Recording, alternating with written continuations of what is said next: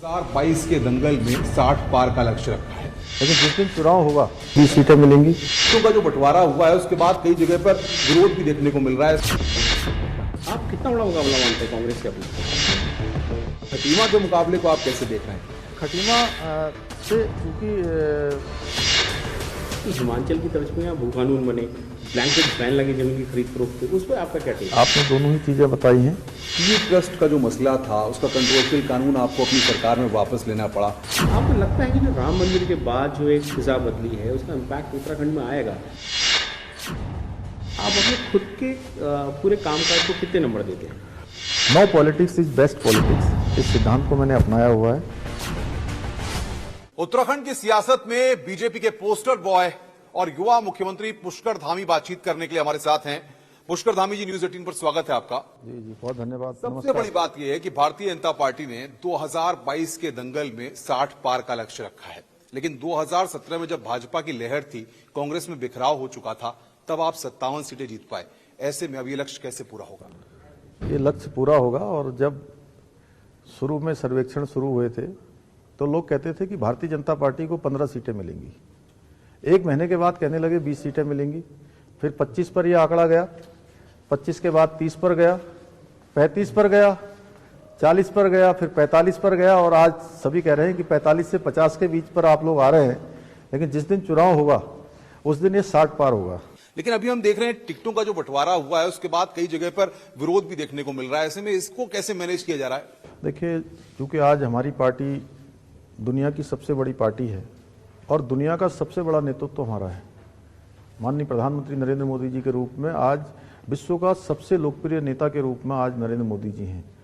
और ऐसे में हमारी पार्टी, चूंकि सबको पता है कि हम सत्ता में आने वाले हैं, तो सभी चाहते हैं कि उसमें हम प्रत्याशी बने। और हमारे यहाँ पर कार्यकर्ता आधारित पार्टी है और हमने मंडल इकाई से, हमारे जिला इकाई से, प्रदेश की समिति से जो नाम भेजे उन्हीं नामों में से एक एक नाम तय हुआ है। और चूंकि बहुत सारे ऐसे वरिष्ठ लोग भी थे जो उसके अच्छी योग्यता भी थी, क्षमता भी थी, लेकिन देशकाल परिस्थिति के अनुसार किसी एक व्यक्ति को ही टिकट मिल सकता था। एक व्यक्ति को टिकट दिया गया है, अन्य लोगों को भी, चूंकि कहीं ना कहीं पार्टी उनका भी सम्मान करेगी और बगावत जैसी, विरोध जैसी कोई स्थिति नहीं है। कुछ एक स्थानों पर ऐसी स्थिति आना स्वाभाविक है। धीरे से सब लोगों से बात हो रही है और बात होने के बाद सब चीजें सामान्य हो रही हैं। अच्छा मुख्यमंत्री जी, आपका जो जिला है, आपका गृह जिला है उधम सिंह नगर, वहाँ किसान आंदोलन का बड़ा प्रभाव रहा है। अब जैसे चुनाव पास है, अब किसान बिल तो वापस ले लिए हैं सरकार ने, आपको क्या लगता है वो कोई एक मुद्दा है, वो इम्पैक्ट है क्या? नहीं, मैं भी स्वयं एक किसान परिवार से हूँ, उस जिले से हूँ, उनका भाई हूँ। आज मुख्य सेवक के रूप में काम कर रहा हूँ, तो निश्चित रूप से उन सभी का साथ मिलेगा और सभी किसान लगातार मुझे मिल रहे हैं, लगातार आ रहे हैं। तो मैं समझता हूँ कि किसान भी चूंकि उत्तराखंड को आगे बढ़ाने के लिए इस बार दमदारी के साथ भारतीय जनता पार्टी का समर्थन करेंगे यहाँ और ऐसी सरकार चुनेंगे जो सरकार केंद्र में नरेंद्र मोदी जी की सरकार के साथ चले, जिससे कि यहाँ का विकास प्रभावित न हो। यहाँ के जो विकास काम चल रहे हैं वो अनवरत रूप से चलते रहें। अच्छा, एक सवाल और है कि यहाँ जो अपोजिशन पार्टी है कांग्रेस, वो मेन अपोजिशन पार्टी भी है, आप कितना बड़ा मुकाबला मानते हैं कांग्रेस से अपना? नहीं, उनका मुकाबला हमसे नहीं है। उनका मुकाबला तो अपने घर में ही हो रहा है। वो आपस में ही मुकाबला कर रहे हैं, हमसे कोई मुकाबला नहीं है उनका। अच्छा, पुष्कर धामी जी के मन में खटीमा बसता है, हर कोई जानता है। सवाल ये है कि खटीमा से ही चुनावी ताल आप ठोक रहे हैं।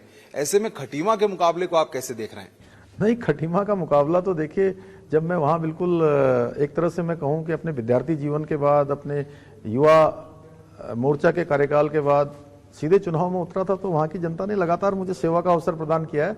और खटीमा से चूंकि चुनने का या जब मेरी प्राथमिकताओं में से मुझे पूछा, पार्टी हाईकमान ने भी जो है जानना चाहा, तो मैंने हमेशा खटीमा को इसलिए प्राथमिकता दी क्योंकि मैं जानता हूँ कि खटीमा के लोगों के कारण ही मुझे जो है मुख्य सेवक बनने का अवसर मिला है। और इस बार का जो चुनाव है, इस बार का चुनाव मेरे खटीमा के लोग बहुत ही, क्योंकि खटीमा एक ऐसी भूमि भी है जिसने उत्तराखंड बनाने में सबसे पहले योगदान दिया था। उत्तराखंड की जननी अगर किसी भूमि को कह सकते हैं तो खटीमा को भी कह सकते हैं। 1 सितंबर 1994 को वहां पर गोलीकांड हुआ था। वो वीर भूमि है, वो सैनिक बाहुल्य क्षेत्र है, हमारा जनजाति बाहुल्य क्षेत्र है, किसान बाहुल्य क्षेत्र है, सीमांत का क्षेत्र है और एक लघु भारत खटीमा में बसता है।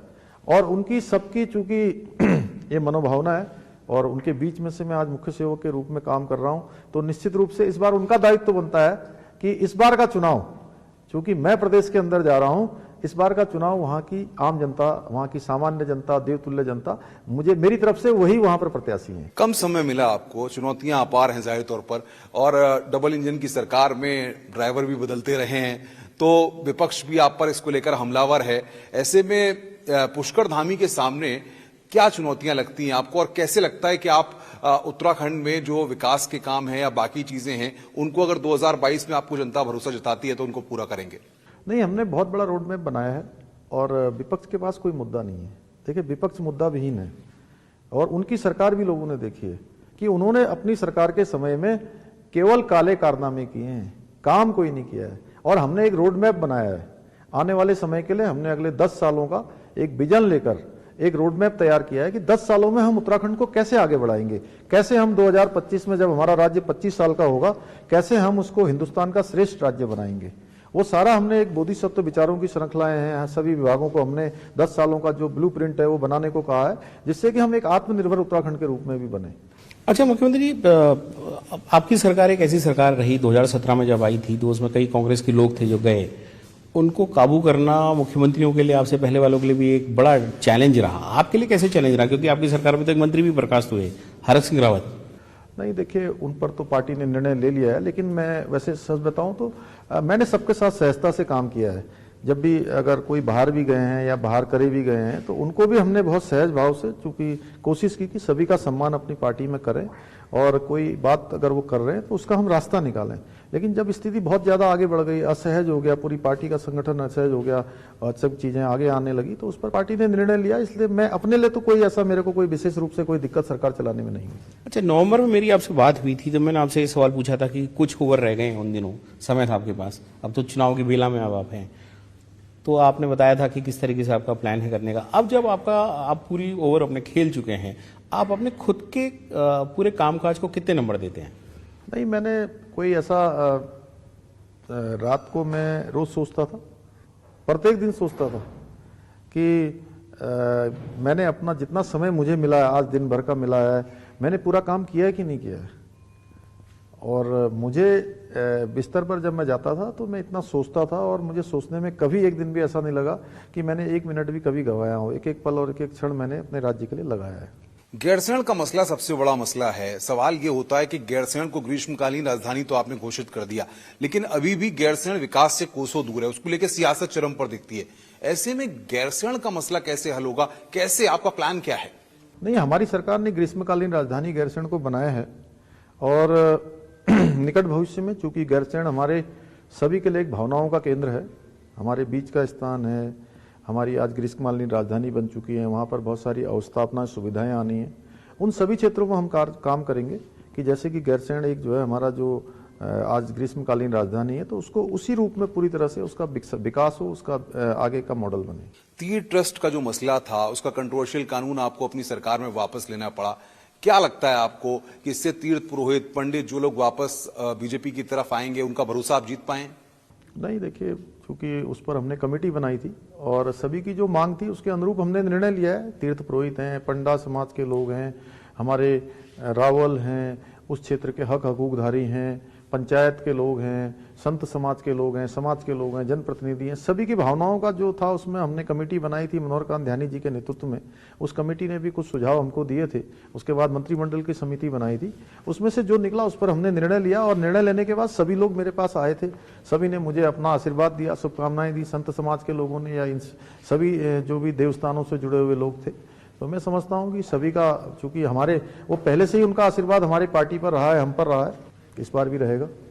एक मुख्यमंत्री जी, एक सवाल और था मेरा कि उत्तर प्रदेश में जैसे राम मंदिर का निर्माण हुआ और आप, क्योंकि उत्तर प्रदेश से आपका कनेक्शन रहा है, लखनऊ यूनिवर्सिटी में आप पढ़े हैं, आपको लगता है कि जो राम मंदिर के बाद जो एक फिजा बदली है उसका इम्पैक्ट उत्तराखंड में आएगा या उत्तराखंड की राजनीति थोड़ी अलग है?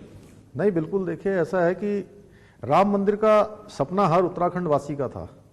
हर उत्तराखंड के लोगों ने कार सेवा में बहुत बड़ी संख्या में उत्तराखंड से भाग लिया था और सब कहते थे, हम भी छोटे थे, कहते थे राम लला हम आएंगे, मंदिर वहीं बनाएंगे। तो ये सपना आज पूरा हुआ है। माननीय प्रधानमंत्री नरेंद्र मोदी जी के नेतृत्व में आज एक अलौकिक निर्माण का काम वहां पर चल रहा है। भव्य राम जन्मभूमि बन रही है, भव्य राम मंदिर बन रहा है। किसी प्रकार से काशी जो है हमारा भव्य बन रहा है, दिव्य काशी, अलौकिक काशी, एक भव्य काशी का स्वरूप ले चुका है। मैं स्वयं वहां गया हूं, मैंने देखा है किस प्रकार से वहां पर बाबा विश्वनाथ की नगरी को जो है एक अलग स्थान मिल गया है आज। और गंगा जल सीधे घाट से लेकर बाबा विश्वनाथ को अर्पित करने के लिए पूरा हाईवे जैसा रास्ता बन गया है, अंदर जाने का पूरा रास्ता बन गया है। क्योंकि मैं वहां 2002 में गया था, तब मैंने देखा था कि इतना सकरा रास्ता था। उन सबको बनाने का काम हमारे देश के प्रधानमंत्री जी ने किया है। और उत्तराखंड के अंदर भी, चाहे आज केदारनाथ जी का पुनर्निर्माण हो, चाहे बद्रीनाथ धाम का मास्टर प्लान हो, दोनों के दोनों पूरी तरह से तैयार हो गए हैं। तो निश्चित रूप से उत्तराखंड के अंदर सब राम भक्त हैं, राष्ट्र भक्त हैं, और इस बात को सब लोग समझते हैं कि ये जो बरसों बरसों से जो उनका सपना था वो कब पूरा हो रहा है, किसने उसको पूरा किया है। हरीश रावत को अपने सामने आप किस मुकाबले में देखते हैं? और आम आदमी पार्टी भी क्योंकि इस प्रदेश में चुनावी ताल ठोक रही है, तो क्या पुष्कर धामी इन दोनों को किसी चुनौती के रूप में मानते हैं? नहीं, देखिए, एक तो हमारे कभी कभी मुझे बड़ा सोच पड़ता हूँ, सोच होती है कि रावत जी इतने वरिष्ठ नेता हैं और कांग्रेस पार्टी ने उनका क्या हाल कर दिया। पहली सूची में उनका नाम भी नहीं निकाला। दुख हो रहा है आपको? हाँ, निश्चित रूप से हमारे बुजुर्ग हैं, और किसी भी बुजुर्ग के साथ ऐसा होता है तो खराब लगता है हमको। और दूसरी पार्टी की तो कोई बात नहीं, वो तो सीजनल पार्टी है, आए हैं फिर चले जाएंगे चुनाव के लिए। अच्छा, पुष्कर धामी के बारे में अमूमन जैसे देखा जाए, जब से आप मुख्यमंत्री बने हैं, क्योंकि विधायक के तौर पे इतना ऑब्जर्व चीजें नहीं हो पाती, लेकिन जब से आप मुख्यमंत्री बने हैं, किसी भी तरह का तनाव हो, कितनी भी बड़ी से बड़ी घटना हो जाए, पुष्कर धामी के चेहरे पे झलक कर नहीं आता। कभी ऐसा नहीं लगता कि पुष्कर धामी तनाव में है। ये कैसे मैनेज करते हैं पुष्कर धामी? इतना बिजी शेड्यूल, चुनावी दंगल, लेकिन कभी चेहरे से ये नहीं प्रतीत होता कि साहब पुष्कर धामी जो है वो बहुत तनाव में है, बहुत स्ट्रेस में है। मैं सच बताऊं तो मुझे तनाव इसलिए नहीं होता कि जैसा मैं बाहर से दिखता हूं वैसे ही मैं अंदर से हूं। मैं जो बोलता हूं वही करता हूं।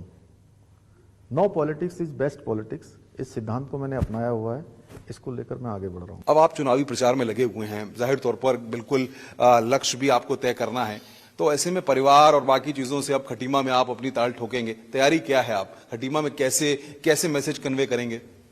नहीं, मैंने कहा कि खटीमा क्षेत्र की जहां तक चिंता है, मैं जो भी मेरे से इस 4-5 महीने के कार्यकाल में हो सकता था वो मैंने कोशिश करी है खटीमा समेत पूरे प्रदेश में करूं।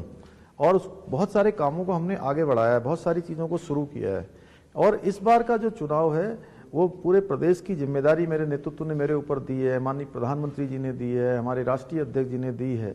तो मैं प्रदेश के अंदर जाऊंगा, इसलिए खटीमा का चुनाव लड़ना, लड़ाना, जिताना खटीमा की जनता को हमने समर्पित कर दिया है। अच्छा, जब जातिगत समीकरणों की बात होती है तो कहा जाता है कि हर कोई जातिगत समीकरणों को साथ करके सियासत करता है। क्या भारतीय जनता पार्टी ने भी इन सारे फैक्टर्स को साथ करके अपने विजन को आगे बढ़ाया है, या विकास के रोड मैप पर ही आप बात कर रहे हैं? नहीं, देखिए, सभी चीजें देखनी होती हैं, लेकिन हमने सबसे पहले विकास और काम आगे रखे हैं, उसके आधार पर हम आगे बढ़े हैं। अच्छा, मेरा एक सवाल है मुख्यमंत्री जी, लोकायुक्त का एक ऐसा फैसला था, पिछली बार बीजेपी ने अपने चुनावी घोषणा पत्र में प्रॉमिस किया था, लेकिन उसकी दशा में कुछ हो नहीं पाया। दूसरा है कि हिमाचल की तर्ज पे यहाँ भू कानून बने, ब्लैंकेट बैन लगे जमीन की खरीद फरोख्त पे, उस पर आपका क्या टेक है? आपने दोनों ही चीजें बताई हैं, दोनों ही चीजें हमारे रोड मैप पर है, और बहुत सारी चीजें अभी करनी है, क्योंकि समय कम था, जितना कर सकते थे उतना किया है, आगे करेंगे। घोषणा पत्र क्या है पुष्कर धामी का खुद का घोषणा पत्र? हमारा घोषणा पत्र है कि हम उत्तराखंड को हिंदुस्तान का श्रेष्ठ राज्य बनाना चाहते हैं, आदर्श राज्य बनाना चाहते हैं, नंबर 1 का राज्य बनाना चाहते हैं। हर क्षेत्र में हम अग्रणी हों, हमारे यहाँ पर रोजगार की व्यवस्था हो, यहाँ का पलायन रुके, यहाँ पर पर्यटन की अच्छी व्यवस्था हो, ऊर्जा आधारित जो हमारा प्रदेश है हम उसको ऊर्जा को और बढ़ाएं, पन विद्युत की और योजनाओं को बनाएं, उनको लाएं। अच्छी रोडें माननीय प्रधानमंत्री जी के नेतृत्व में लगातार हमारे प्रदेश के अंदर बनी हैं, उनको और कनेक्टिविटी को और मतलब नीचे ग्राम सभा तक ले जाएं, हर ग्राम सभा तक जोड़ें, हवाई सेवाओं को जोड़ें, रेल सेवा में जो हमारे यहाँ पर कर्णप्रयाग ऋषिकेश रेल लाइन बन रही है उसी की तर्ज पर हमारी अभी टनकपुर बागेश्वर रेल लाइन बनने जा रही है। अन्य बहुत सारी ऐसी योजनाएं हैं, हवाई सेवाएं हैं, उन सभी को विस्तार देना हमारे मुख्य एजेंडे में है। और हम चाहते हैं कि हमारे यहाँ की आर्थिकी भी बढ़े, राजस्व प्राप्ति की दिशा में जो हम अच्छा कर सकते हैं वो करें, और आत्मनिर्भर उत्तराखंड बनाएं, एक ऐसा उत्तराखंड बनाएं जो हर दिशा में, हर क्षेत्र में अपने आप में मतलब सारी व्यवस्थाएं उसके अंदर हों। क्या माना जाए, जिस तरीके से हरक सिंह रावत को लेकर के तमाम बातें हुई हैं, भले ही आपकी पार्टी में नहीं है, लेकिन सबसे बड़ी बात यह है कि ये कहा जा रहा था कि वो पुष्कर धामी के ऊपर लगातार दबाव बनाए हुए थे। क्या पुष्कर धामी भी हरक सिंह रावत को लेकर दबाव में थे, इसीलिए अंत में इतना बड़ा फैसला पार्टी को लेना पड़ा? नहीं, मैं कभी दबाव में नहीं रहता हूँ, मैं सहज हूँ, लेकिन मैं दबाव में कभी नहीं रहता हूँ। और वो चूंकि उनसे मेरे निजी संबंध हमेशा अच्छे रहे हैं, तो जब भी वो कोई भी चीज़ें हमारे पास लाते थे तो हम उनके लिए रास्ता निकालते थे, लेकिन अंततः अब उनके ऊपर पार्टी ने एक निर्णय ले लिया तो ले लिया। अब उत्तराखंड की जनता का भरोसा एक बार फिर जीत पाएंगे? हाँ, निश्चित रूप से इस बार हम आश्वस्त हैं।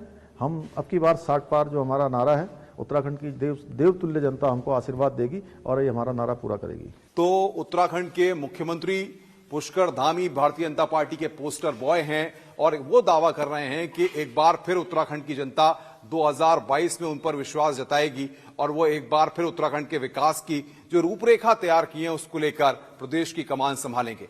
नमस्कार।